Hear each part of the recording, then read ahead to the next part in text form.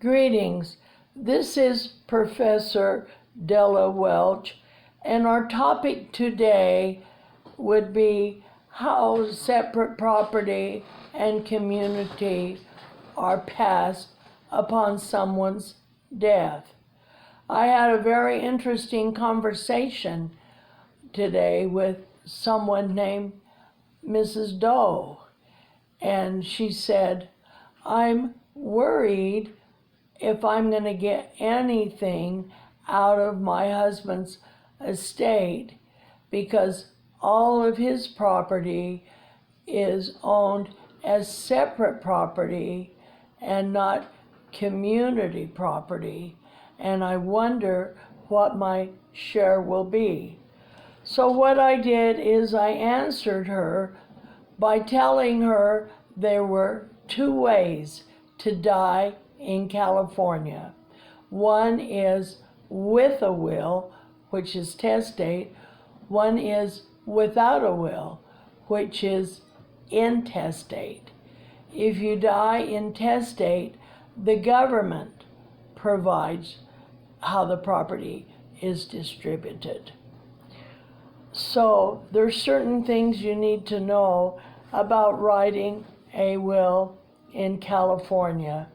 And the mnemonic I use is ICE, I-C-E.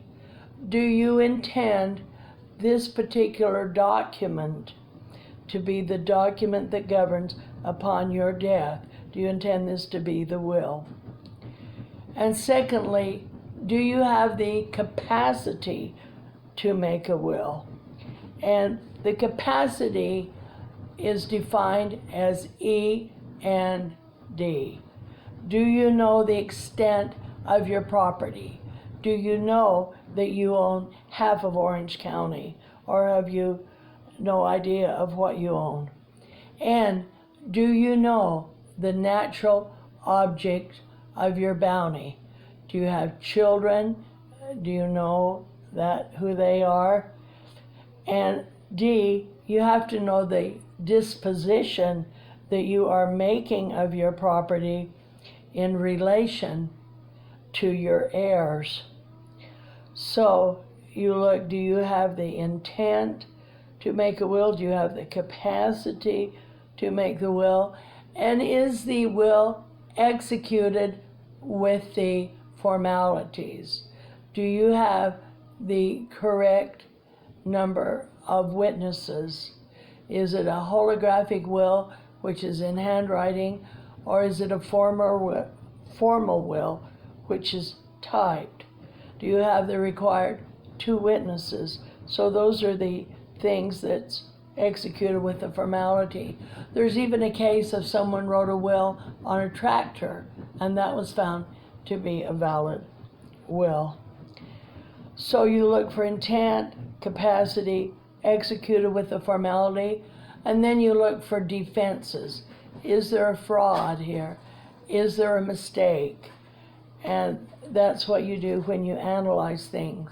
But back to my problem with Mrs. Doe, where she said all of her property from her husband was separate property. And he died without a will. So we'd look at what are the rules pertaining to separate property, what are the rules pertaining to intestate property. If there's a surviving spouse only, the surviving spouse inherits all of the decedent's separate estate. If there's a surviving spouse and 1 child, the separate property is divided equally between the spouse and the child. But if there's a surviving spouse and more than 1 child, then the spouse inherits 1/3 of the property and the remaining 2/3 are divided among the children. If there's no surviving spouse, the separate property is divided among the descendants' children or other heirs.